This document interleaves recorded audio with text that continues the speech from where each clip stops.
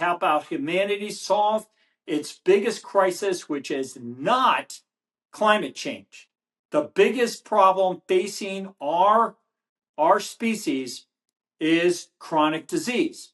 And I will go head to head with any PhD, any politician, anybody who wants to challenge me on that, because nothing impairs the quality of lives of people more.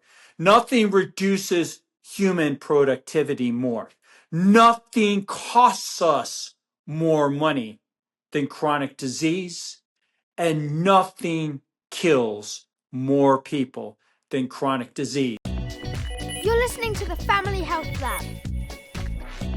Healthy parents, healthy kids. You're a leading health and performance optimization expert. So I haven't spoken to somebody who specializes in that field. So I'm really excited to delve in and really get to grips with what that is. But I wondered if you could just tell us a little bit about you and your career, because it's an incredible career. It's fascinating, the different areas you've worked in, for example. Yeah. So I started out in law enforcement and worked my way through college as a police officer, and really enjoyed it. It was very interesting work and important work in our country. I think it's a very challenging position to have, especially these days.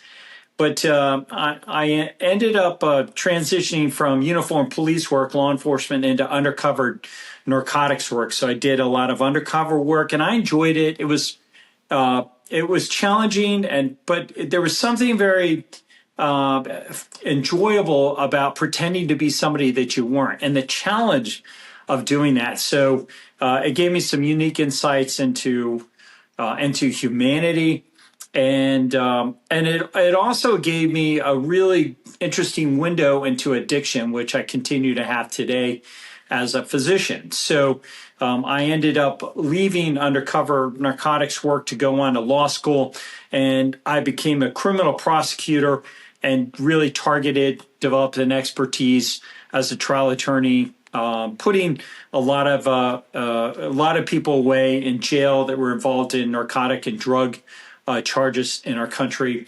And it's interesting now, I look back at that and I realize I question how many of those offenders that had charges of possession with the intent to distribute, is what we call it, where you were actually selling drugs.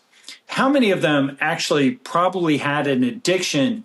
And, I look back now and wonder, was there a biological vulnerability or a potential defense that we need to consider? Now, it's not to defend their behavior. I mean, it's criminal. But how many of those people maybe had a biological condition that was contributing or maybe even responsible for their dependency on drugs? So, and marketing drugs. I mean, people oftentimes, if they don't have access to money, they'll sell drugs to be able to get access to those drugs. So it's a remarkably big problem. And I look back as a former criminal prosecutor and think, we need to do a better job with criminal prosecution where we entertain science. And it's just not done today. We prosecute people. And so I think that a lot of criminal behavior probably has some biological contribution that we are naive to and don't understand. And a growing interest in science as a prosecutor led me to decide to be a physician. And I went back to college, hung up my suits that I would wear to trial, to court. And I put on jeans and sweatshirts again and went back and took my pre-med classes, biology and physics and chemistry and organic chemistry and all the sciences that you need to apply to medical school. And I worked as a night watchman, I humbled myself. I became a security guard, even though I was a trial attorney. That's what I had to do, to be able to study. I wasn't married. So I sat there and took a low-paying job that allowed me to pay my rent. I didn't try to practice law on the side and have a conflict. When you're an attorney, if you're practicing law, you just got to meet certain deadlines. And I didn't want any of that kind of, I wanted to make my learning and my effort to go to medical school a priority. And so I eventually got a scholarship through the military as an Army physician to go to medical school. And I graduated I went to Villanova University School of Law in Philadelphia, and then I went to Temple University School of Medicine, also in Philadelphia.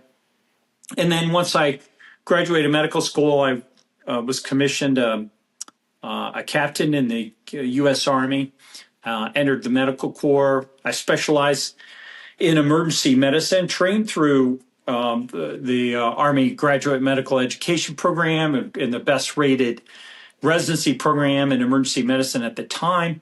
And I was a very satisfied, highly motivated, enthusiastic emergency medicine physician for about 15 years.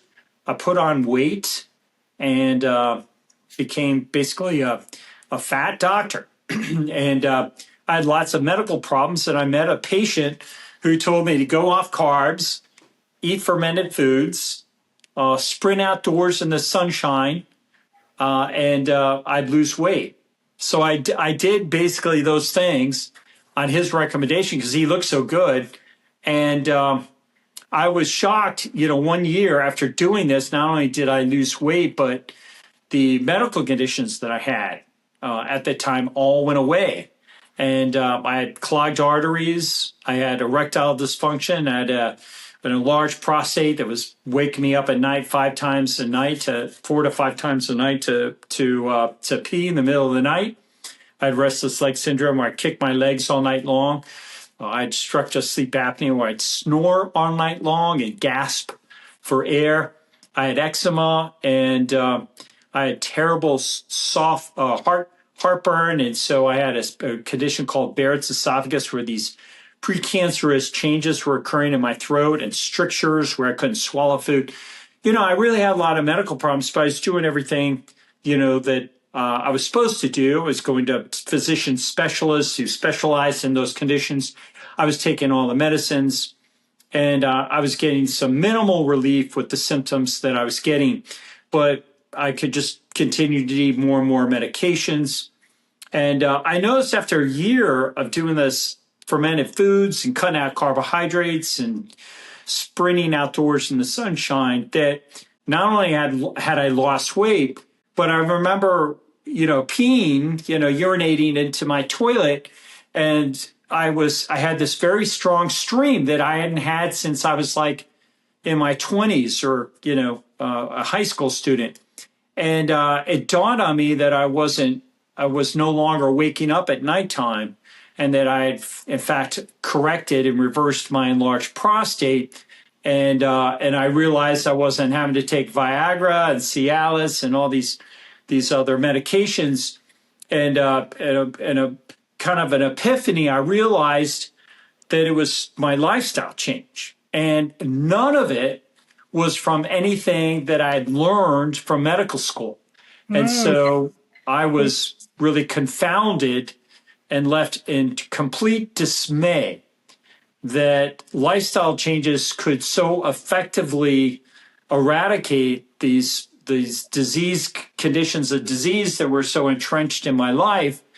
And I felt an obligation. I felt compelled to become a researcher to try to identify how this happened. How did all of these medical conditions reverse from something seemingly as, innocent as changing my lifestyle when I had been led to, believe that nothing would help you out as much as doctors and pharmaceutical drugs. And so I studied it with a researcher who had an MD, PhD, epidemiologist, Dr. Zheng. He invited me to join his research practice. He had previously been studying heart disease at the University of Washington up in Seattle. And he noticed that people had the most heart disease and chronic disease in general had all this white fat on MRIs. He was using MRIs to do research. And he was using it kind of innovative way, taking a look, and by association, you saw all the white stuff of the people that had the most disease. And so he had to ask himself and actually look into what that white stuff was, because it wasn't taught to him in medical school, and it's not taught to any physicians. Physicians are not taught as part of our curriculum, medical school or residency, visceral fat. And so he and I worked together for 7 years for the National Science Foundation in a study. We looked at 6,000 Americans and scanned their abdomens. It was funded, by the National Science Foundation. And we saw this visceral fat played the largest contribution to chronic disease of anything else that we could identify. And in those people that had, enumerated and articulated for us in the study, their chronic disease conditions that they had, they all got better or were completely healed, reversed their medical conditions if they got rid of their visceral fat. So it just blew our minds. And, since that time, I've just continued to stay focused in this particular space. And, through it, I ended up deciding I wasn't going to represent myself as an emergency medicine physician anymore. I, in fact, become what I realized was a health optimizing physician. And so through my experience in eliminating this dangerous inflammatory fat that's inside people's bodies, it was my anecdotal experience that they optimized their health. And it dawned on me, this is the advent of a brand new specialty of medicine called health optimization. And so now I realize I added one other title to it. I'm a health and performance optimized physician, because I not only improve people's health, but I also I optimize their health and I optimize their performance. So it's an important, specialty of medicine. We don't have a specialty board. There's no residency program in it, but like all specialties in medicine, they have a humble beginning.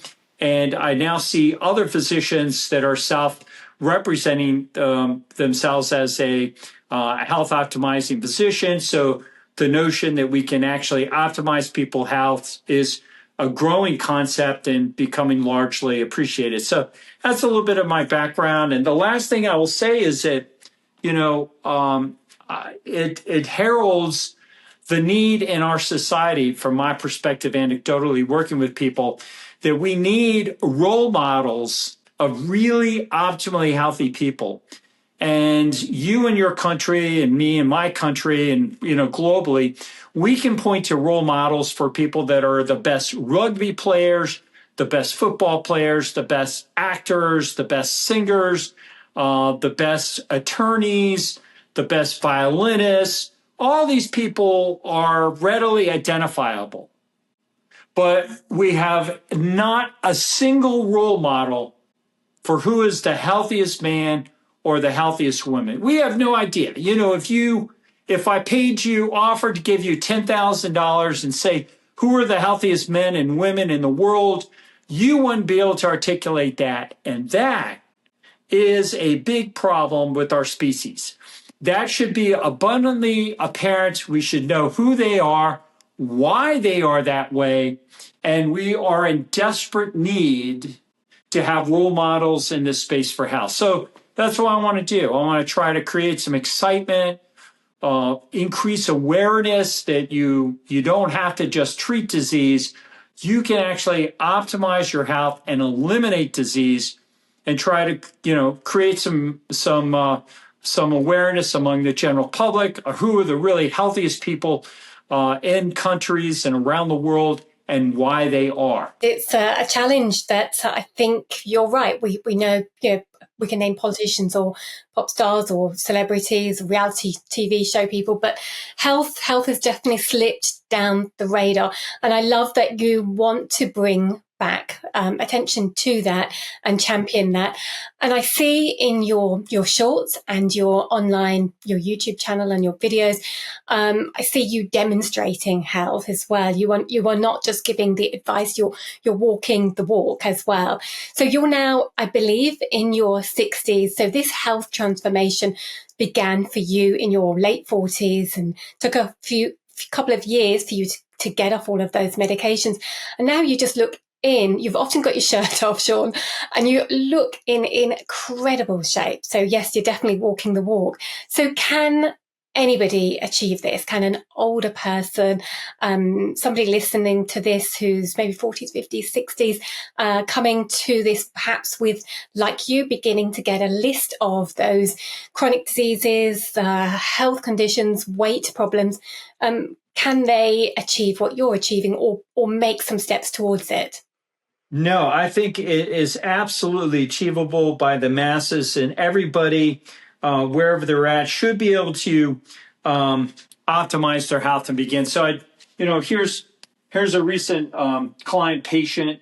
I like to call the people that are patients that work with me client patients, to emphasize that I work for them, and I think that's what physicians should be embracing, that kind of relationship, that the person is somebody that you are working for instead of just giving them advice. So this is where they when they came to me, and about I think it's 7 months later, you can see the dramatic improvement in this person's face. So yeah, it doesn't matter how old you are. I think it's really important that that you become aware of the possibilities of improving your health, and that you learn about what you need to do to start optimize your health. I think it's sorely needed. I forget, you said something in the beginning.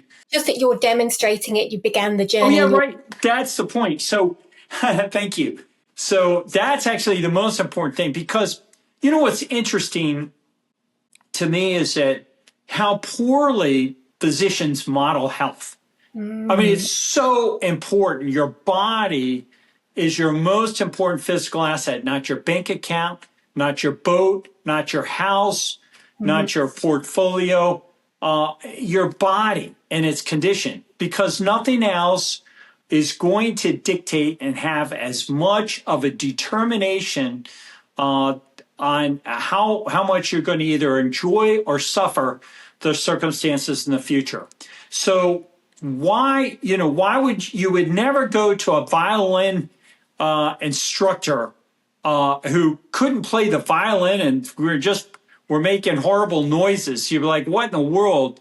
And nor would you ever go to a dentist that had brown, rotted teeth as well. Oh, come on in, just have a seat in my chair here and let me take care of your teeth. So why do we go to physicians that look so bad? We might get away, going with them if they're young, they look pretty good. But by the time they're my age, I'm 61, they look horrible. And why do we permit that? Why is it acceptable to be taking health advice from physicians that are literally falling apart? So there's this very strange double standard that is allowed for these professionals in the practice of medicine. And if you're a doctor today, or somebody who's a doctor, a relative, or a friend, send this podcast to them, and they should be challenged. Like, why is it that you're allowing yourself to fall apart? And then you're giving health advice to the people. Now, mostly the health advice they take is nonsensical. It's just be like, take medicine. There's nothing really to improve their lifestyle. But if we did a better job of arming physicians what really would, move the dial and influence people's lives and eradicate disease, then I think we'd see physicians themselves looking better and being able to provide that kind of advice. So, yeah, thank you for raising that issue and allowing people to, to really think about, the appearance of physicians and who they're getting health advice from. Good point. And I've read again and again reports saying that not just their doctors, but medical professionals across the board, nurse professions, for example, different health professionals, they have some of the worst metabolic health, perhaps because of the shift work, perhaps because of the access to food and the long hours and the stress. But yes, they're really struggling themselves and haven't changed over, as you have, to a different way of looking after themselves and practicing. So I heard a podcast with you and Dr. Ken Berry, and that I think there's been a couple now actually, but one of the comments I thought was really interesting, that he was suggesting that people might want to consult with you instead of their own doctor. And I was wondering, that goes to your point really of you practicing what you preach and looking after your health and making these changes, but also what is different about your approach. So for example, the lady that you're showing us there, she's got more definition, her skin looks better in 6 months. So what kind of thing would somebody come to you for, and what's your approach with them? Well, I could probably do, a show just on our strategies, for a month straight. There are so many things that we recommend to our clients. Again, we, in fact, give them 48 things to work on. But a big one that everybody should do is eliminate processed foods. If you could just eliminate processed foods from your diet. I'll show you a series of MRI scans. The profound effect eliminating processed foods, in particular processed carbohydrates, has on the inside of the body, eliminating disease. So this is the only time in the history of the world that this has happened. But we did a series of MRI scans on the same person over the course of 35 weeks. So they're roughly every 6 weeks or so, we did an MRI scan. And this is their abdomen, kind of their belly button. They're laying on their back. And what's painted here is red is visceral fat. And all that is the inflammatory fat that's inside a body. And you can see that inflammatory fat is also in the muscle. Muscle is dark. So these are the oblique muscles, these are back muscles. And in 2 weeks, we repeated that scan. And if you're watching this, you've never been to medical school, you're not a physician, you just saw that visceral fat was reduced in 2 weeks. And the only thing this person did was they cut out processed foods, cut out their carbohydrates. And it had that much of a dramatic effect in 2 weeks. And by the time the study was over, 35 weeks, you can see dramatic reduction of that visceral fat, total elimination of the muscle fat, which is, you could think of it as marbleization of your muscles in your body, like a steak might become marbleized. Your muscles in your body become marbleized with inflammatory fat, mostly from lifestyle and diet. And so he loses his dad bod with a big belly, and now has this nice oval-shaped abdomen like a collegiate athlete in his 20s. So dramatic reduction in visceral fat. He put on muscles, got a six-pack, and dramatically improved his appearance and performance and quality of life. So he did not exercise 1 minute.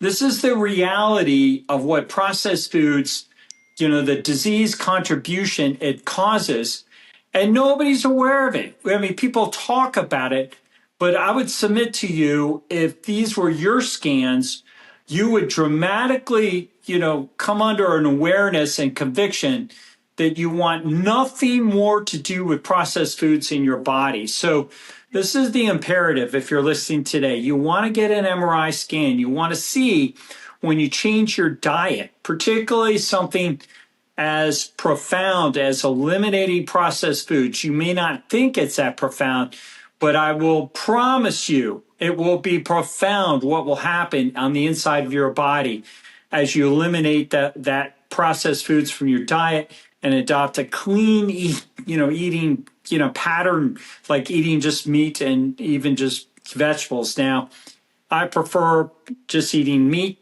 and fermented vegetables. I have a strong preference for fermented foods. But if you just eat clean, you'll dramatically reduce the amount of this deadly inflammatory fat inside your body, and particularly inside your muscles and your abdomen and surrounding your heart. So maybe I'll show real fast an example in our own country of a professional football player who plays American football, not Australian football. And this is his face when he came to me 2 years ago. So this is Lindsey Knapp. He's a Super Bowler, which is the championship game for our American football teams, played once a year. He made it to his team twice, and he's a Super Bowl champion. Big offensive lineman, so one of the biggest players. So very happy when he got to me, age 52. And then look at him 2 years later after adopting these strategies. So, the question I like to say is, which man would you want to put your life in their hands? If they were a surgeon, who would you want to do life, saving surgery on? Or who would you want to rescue you if they were a commando leading a team and you were being held by a hostage? Which one? So the point is how you appear and how your looks plays a role in how healthy you are and in how well you're going to perform. And then look at what happened to him in eliminating his visceral fat in 2 years, all that white stuff, and how he just turned all dark inside, all muscle and all organ, and he eliminated that highly inflammatory fat. His little teeny muscles here got much bigger, so he got, increased his muscle size. And it wasn't just his abdomen, but in the middle of your right lung and your left lung and your chest is your heart. And surrounding his heart with this highly inflammatory chunk of fat, that causes inflammation and heart disease. And then look how much he eliminated that chunk of fat in that 2 years. So, and the last scan I'll show you is his legs. So his legs look like a ribeye or Wagyu beef, which is braided beef that's just filled with marbleization. And then 2 years later, look how much that inflammatory fat left his muscles. And this is the story of people that get weak and need walkers and can't get out of a chair. It's because that inflammatory fat is being deposited in their muscles and leading to sarcopenia, which is the loss of muscle mass and muscle performance. And so you are permitted to fall apart and become diseased as you age simply because you're unaware that your body has this inflammatory fat that's taking place because of this delusional, crazy plan that has been adopted in conventional healthcare of promoting cholesterol as the thing you're supposed to be working on. Forget it. If your doctor talks to you about cholesterol, don't worry about it. It's good. You need it to be healthy. It's this fat that you want to be aware of and this fat around your heart. So when they're preoccupied with telling you got to lower your cholesterol, say, thank you. I'm going to work on the deadly fat surrounding my heart and filling my muscles and filling my gut so that I can actually eliminate disease and get better. So it's just a subterfuge. I'm not sure exactly who's behind it all. I think were I to point fingers at a particular industry, I'd probably point to big pharma as largely playing a huge role. They're absolutely aware of the inflammatory disease-causing nature of this deadly fat inside, but they would not be in their interest to promote awareness of it because in the 6,000 Americans that got rid of it, they're disease left. And where would big pharma be without diseased people to sell medications to? So this is why I opine very strongly about bringing awareness about this deadly inflammatory fat. I'm optimistic that the new administration that would be coming in under President Trump will help to provide our country what they really need to be focusing in on and get us away from the dominated discussion that's taking place now about cholesterol and actually share with people these deadly inflammatory fat that's inside of them. And then, you know what? It's time that we fall on our knees in America, medical schools and the profession of medicine, and admit that we have sold the wrong bag of goods across the globe, exporting this nonsense about cholesterol across the world. And we play a major contribution in disease tolerance and actually just accepting disease. So we need to declare a war on chronic disease, get rid of these deadly fats, spread it around the globe, and help our species, help out humanity solve its biggest crisis, which is not climate change. The biggest problem facing our species is chronic disease.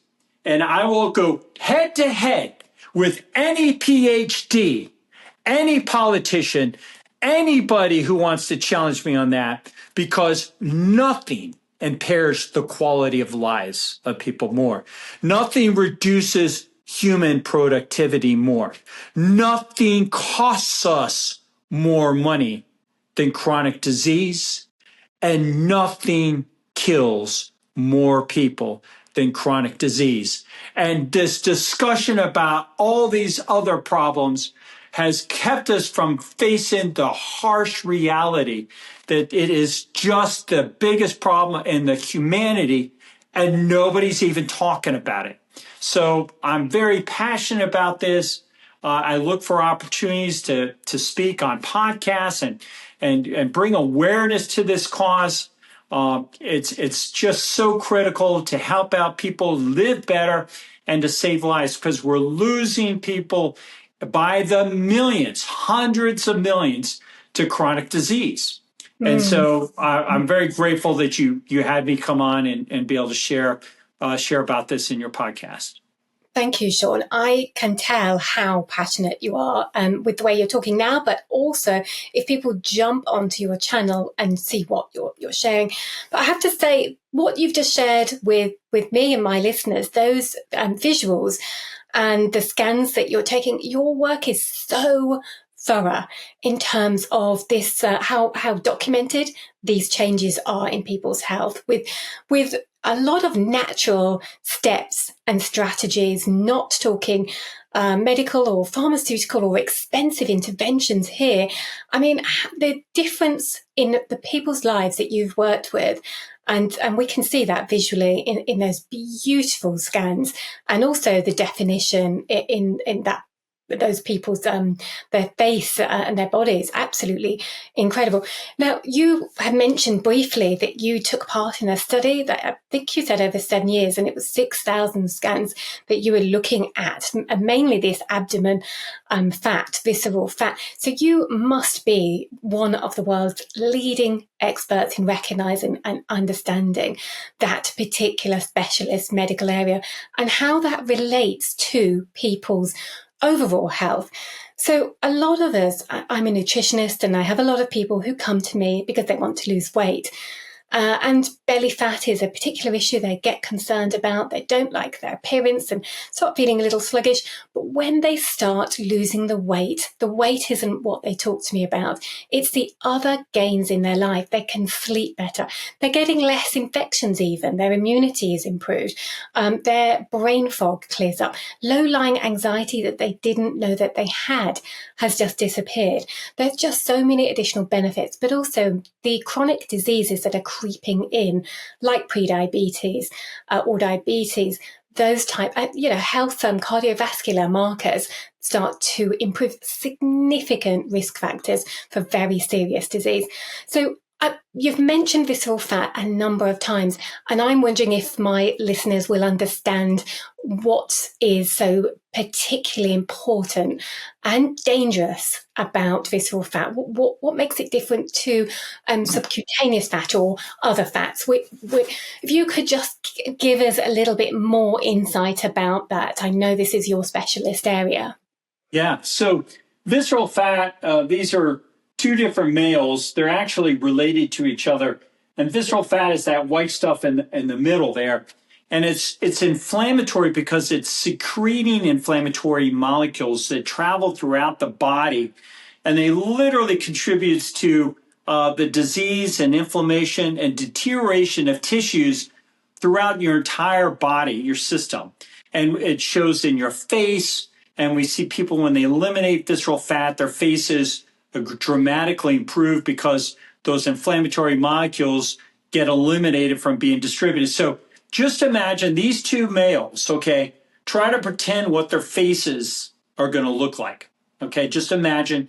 And then I'm going to show you what their faces actually look like. They're relatives of each other. And let's pull it up right there. Ah, the young boys. Yes. So these are their respective scans. Gosh. Now, these faces could walk right by in a shopping mall, and you would probably not pay any attention to them. But this is inflammation from visceral fat occurring in these kids, and you don't recognize it, but I can see it as a researcher. Now, watch the profound change in these boys' faces, these two brothers, when they get rid of visceral fat. From here to here. From here to here. Their eyes get better, their lips grow, and they become much healthier looking. Their degree of saturation of their molecule of hemoglobin becomes enhanced, and they get beautiful red color to their lips, which women want to have in the form of lipstick to show that they're more healthy. Children should have that. But this is average looking kids. But average kids that are healthy become child models in today's diseased society. So this is what kids should look like, but this is what, sadly, most kids look like. Now, their parents very bravely and selflessly allow me to show these kids' faces off to wake people up to what is happening in their own families. This family came to me together, all 11. They brought their 4 kids, mom and dad, an uncle, and then both sets of grandparents. 11 of them came at one time, and they're all adopting health optimization together across 3 generations. And they're getting the best results of any of my clients, really, because they're doing it together. So one take-home point I would tell you is you want to become healthy with somebody else, a significant other, an adult child, a spouse, a business partner. You know, recently I had 3 friends that were, work together in business, and they're all optimizing together. So when you do this with somebody else, you get better results. So this whole family is getting healthy, but it really does go back to the fact that they're getting healthy because they're eliminating this disease-causing state of disease inside of them that's just constantly secreting these inflammatory molecules going around throughout your body, causing disease and really destroying your appearance and your performance. And like you say, so brave and kind that family are willing to share their story of turning this around with your support and your advice. It reminds me of a recent talk that I heard from a doctor here in Australia, a paediatrician, and he was describing the number of cases he sees of these children with visceral fat and fatty liver disease under the age of 10. So that's on the increase in Australia, and I'm sure in America and around the world. So serious stuff that we're not getting in front of. And diet is causing this nutrition that you mentioned earlier. In terms of preventing this happening in our own children, or turning around our health, you've said that the most fundamental thing we can do is really completely change radically what we're eating and avoid really what we're being told perhaps by the health professionals in our world who are relying on the guidelines still. So in simple steps, you said take out processed food and put in real food. So what does that look like? And maybe for an example, What's a day in Sean O'Mara's household? What does your food look like? And I know you've done these changes and you live this, and you're also, your wife is involved in and works with you, and you've got 5 children, so you will have experienced challenges. So what do you do with your food, for example? Yeah. So, one guidance I give to people oftentimes on podcasts is they're a little confused about what is processed food. So, one little question I just get them to ask is, whatever you're considering eating, was it available to our ancestors 100,000 years ago? And if you can't honestly say yes, then don't eat it. So chunks of meat were available 100,000 years ago. And fermented vegetables were available 100,000 years ago because vegetables would naturally ferment. Fermentation is a natural part of nature. And so that's truly, nature or natural. But you want to avoid things where they take food and change the form, grind it up, and add things to it. So that's really an important, bit of guidance. And then how I eat, I'll just show you an example. I created this image of a plate that gives a nice example. And I have on the plate a meat serving in the middle, and then I have fermented vegetables, fermented kimchis and fermented beets, fermented turnips and fermented carrots. And I also have, not shown here below, was a variety of fermented dairies, so yogurt and kefir and fermented cheeses.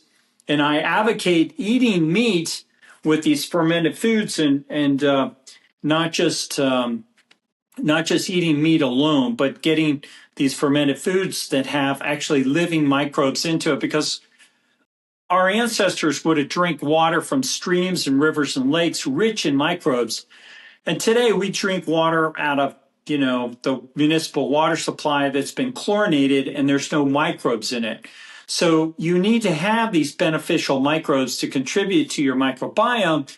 And if I was to say, probably the one characteristic and biggest problem with our health today is the deterioration of our microbiome relative to our ancestors, that this collection of living microbes that resides inside of our gut and, in fact, lives on the outside of our body, on our skin, and in our hair is dramatically diseased and suboptimal. It's a fraction of what it used to be in, say, 50,000 years ago. And we use chemicals, we use soaps, we use antibiotics, we use antibacterial wipes and disinfectants, and we're just wiping out, all the collection of a variety of beneficial microbes we have, and the only ones that, as a result, by de facto, that survive are ones that are resistant, and they're often very pathogenic and problematic for us. So you really want to avoid, in my opinion, using these antibacterial soaps and chemicals. It's simply fine to rinse your body with just water. And ideally, I like to use natural spring water. In America, you can jump on Google and put in natural spring near me. You can find sources of natural spring water coming up out of the ground that's been tested and safe for consumption by humans. It will be filled with microbes because it's coming out of the ground, but those microbes are not pathogenic in that water supply. You'll be perfectly fine drinking it. And another really cool idea that I have my clients doing is drinking small sips of ocean water. The ocean has living microbes in it. Our ancestors absolutely would have drank ocean water. You don't have to drink gallons of it. I recommend about a 1/16 of a cup, just an ounce or so of ocean water for the microbial benefit that it offers. Introduces wonderful microbes to your gastrointestinal tract. And when you get out of the ocean, for God's sakes, resist the urge to go and take a shower in chlorinated water. Let that ocean water, like your ancestors did, dry on your body. Those microbes will reside in your hair follicles, all over your body. And, maybe after 8, 10 hours, when you got salt in your hair, if that really bothers you, our ancestors kept the salt in until when? The rain came. Natural rain would rinse that salt out. You don't have to rinse it out. But occasionally, if I got to go somewhere and I don't want the salt in, I'll take some natural spring water, not chlorinated, no chemicals, and I'll rinse that salt out of my hair. But the microbes are retained as long as it's not chlorinated, and your hair will smell fresh and wonderful. You'll have a great scent and odor to you. Nothing makes a human being smell better than fresh ocean water that's allowed to dry in your body. Sounds like you would get on with my husband. That's the kind of thing he's up to. He's having a dip in the ocean every day, no matter what the weather, keeps the seawater on, drinks a little. I haven't got into the drink yet. And he also makes sure he puts it up his nose as well, clears out.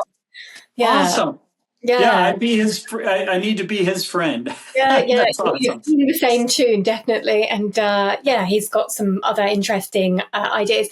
When you were talking about the fermented food, that food looks beautiful, by the way. And the meats, when I became interested in nutrition, originally I was an environmental scientist, and it was because my children were poorly at the time. So my son had really, really distressing eczema, bleeding skin, hair falling out, alopecia, urticaria, welts forming on his body whenever he ate anything or touched wood for mold spores. And we moved over to an ancestral, I would say, or traditional diet, very much homemade sauerkraut, kimchi, bone broths, and so meats and those natural fermented foods. We made our own kefir, made our own raw milk yogurts, and within 2 months his skin was absolutely glowing with eradicating processed food and changing over. So really, really love to hear how you're championing those types of traditional ancestral foods. I did mention your children and your wife. It seems that they're involved in some way, so it seems like they're benefiting from this health and nutrition advice. But I was thinking about the point about aging as well. So I think somebody might look at you and think, well, it's okay for you. You're in good shape. It's much harder for me in my situation. But it just brings me to think about that twin short that you popped on. I don't know how long ago you popped that onto your channel. And it was you with your own identical twin, I believe, doing a crouching kind of comparison. So I wonder if you can mention that. And he was a really good sport, actually, for going along with that.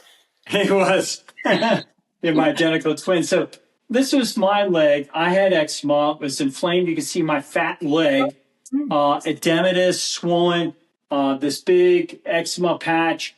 And look at it, just all dramatically improved as I cut out processed foods, started to get sunshine. I went sprinting and started to live a more ancestral type lifestyle. And my family has adopted that too. And I'll just show a picture of my children. So a lot of people have questions like, how did you get your kids? How do you deal with your kids to get them off of the bad food and become more healthy? So I'll just show you my two little boys. This is son who was 7, my son 10 at the time, and we just modeled good health for them. We didn't make them do things. We just showed it to them. And then look at the dramatic change in those boys as they grew up.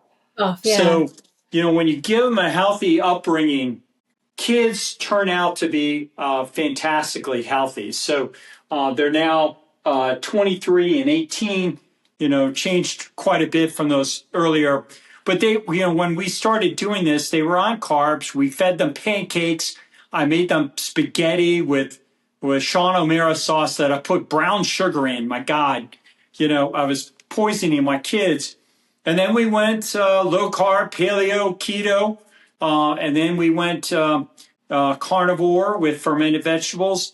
and they just went along with it. And this one right here, when he was 14, he's now 18. He just told me this story that he wrote his college entrance essay when he was applying to college about my medical practice. I asked him, what did you write your essay on? He said, oh, it's your medical practice. So I said, my God, what could you, why? What did you write about? And he goes, I wrote what it was like to grow up in a house where your dad, saw the sickest people from around the world coming to him, and he gave them strategies to be healthy and how to live, and they all got better. And I decided 4 years ago when I was 14 that I was just going to be healthy and do those strategies so that I never fell apart and got diseased. So in this mind of this 14-year-old, he put it together. And so that's what you want to do. If you have children, you want to model good health for them. You want to encourage them. And you want to do that for everybody. Health should be deeply attractive. And you show that to them. And that's why at the start of our show tonight, we talked about, my commitment to try to be as healthy as possible, because I take it very seriously, my need to be a role model and to encourage my clients and client patients who are working with me so that they are very attracted to the life that I live and realize that they're not too old and not too diseased to make the necessary lifestyle changes to start eliminating disease. This visceral fat and heart fat and fat in your muscle quickly gets eliminated when you change your life. And it starts with an MRI scan so you can see that disease, and then develop a personal commitment to change your life. But short of getting an MRI, people usually don't have a serious commitment that they're able to make. And so they yo-yo diet. And I'm sure you've seen that in Australia with your patients you work with, that people just lose weight for a while and then they gain it back. And so it's only when you get a fundamental awareness and you make a commitment, to a change in your life that you're able to sustain that. And I have never looked back, and my kids haven't either. And my clients today, they just keep improving. And I tell them, you got decades of quality living that you've been, provided, by doing these MRI scans, seeing this dangerous fat, and turn yourself around. Yeah. That's beautiful. And there's some fantastic take homes for people. I think the people that I have worked with that are the most successful are the ones that have the light bulb moment that normal food, everyday food that they've been eating isn't normal, and this works better for them. The ones who shift to a permanent mindset change, that the lifestyle changes that they make incrementally, you've been through different stages, finding out what works for your body at different times, and the ones who make it permanent and don't want to go back to the old ways, that they're the ones who tend to see those long-term sustained gains and keep building on them, building more muscle, building more vitality, building more fitness, and just, enjoying that body. That, that's back to the really passionate statements you were making earlier. Our health and our body is the most, it's the best asset we've got in life. It's the most important, way beyond any house or car or money or status. So really, really good take homes, I think. I mentioned your twin and the crouching. I don't suppose you have anything on that there, do you? But that was a really... I actually probably do. I have a picture of, this is my twin, this is him just about 2 months ago and me today. He's a lot better, but he hasn't been optimizing as long as I have. But he when he first after I had been doing this for 5 years, he wouldn't do it, and we hadn't seen each other. And he came to my house, and he couldn't squat, crouch down, and I could very easily go up and down. And he saw what I looked like, and then we scanned him, and he completely changed his life because he realized it wasn't just words through a phone anymore. He saw the difference in his identical twin, and he turned himself completely around. So that's what I like to do. I like to show people the disease process inside of your body with an MRI scan, big chunks of fat around your heart, all the fat inside your muscle, and they're wondering why they're shrinking, their muscles are getting smaller, and why they're getting weaker as they're progressing through life. And it's really just a matter of disease that's unrecognized accumulating inside of your body. So my twin is passionate now, trying to be a representative for health in his community, among his circle of friends. But it's a he and I talk regularly about it. It's a big challenge to try to get other people to be healthy. But I think social media, podcasts are doing such a great job of bringing an alternative awareness to people that they really don't have to accept disease, that they can turn their lives around and really start optimizing themselves and become healthy. So I love doing podcasts and doing shows to help bring awareness to this. And I know we've not got that much time left, but yes, I agree. I think we're living in a actually very fortunate age where I wouldn't have been able to seek out research information for to improve my children's health and then retrain as a nutritionist and practice. And I see this podcast and the ones that I listen to and channels like Low Carb Down Under and your presentations and talks that you give as a brilliant way to keep informed and keep learning on these different topics. You just mentioned again visceral fat around the heart, and it reminded me of a chat I had on this podcast with Dr. Philip Avadia, and he was saying that in his career he was so used to seeing, as a heart surgeon, so used to when he cut people open that the vast majority of them would have huge amounts of fats for him to go through to find the heart, that he thought it was normal and he didn't question it. It was so ubiquitous that when he started to improve his own health and think about it, he realized that that's not what a heart should look like, and that's not how these important organs in the body shouldn't be surrounded by this toxic inflammation causing disease. Okay, so this is a heart with just a little bit of fat around it. These are autopsies. These hearts have been removed from bodies, so probably a motor vehicle accident or a hunting accident or something.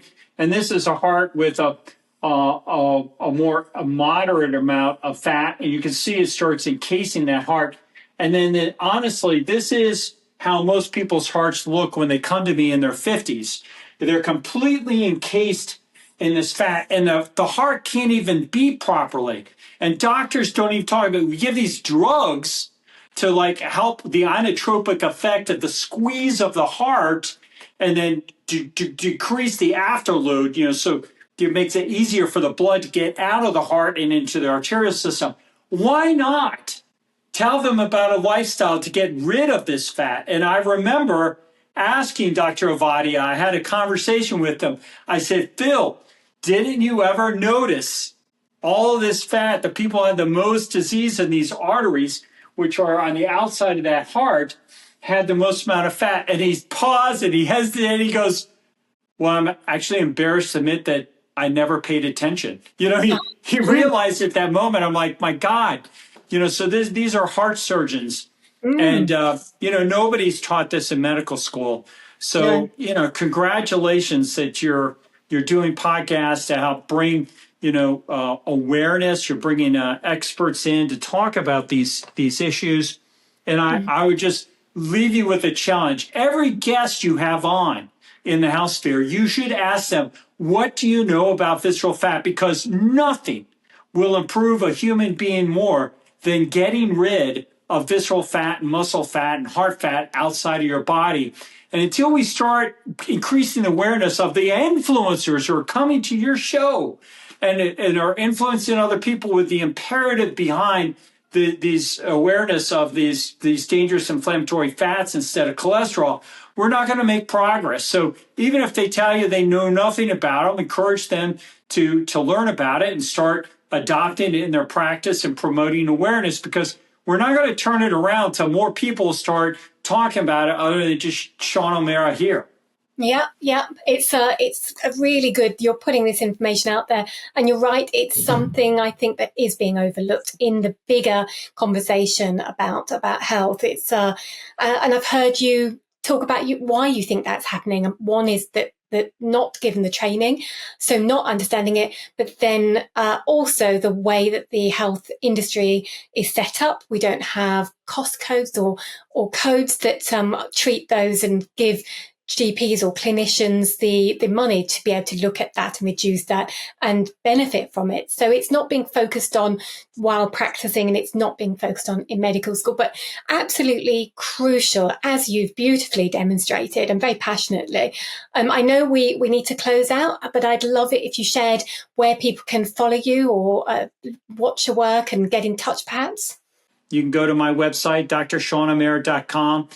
Find out about doing an online consultation and how you can work with my practice in a variety of different ways.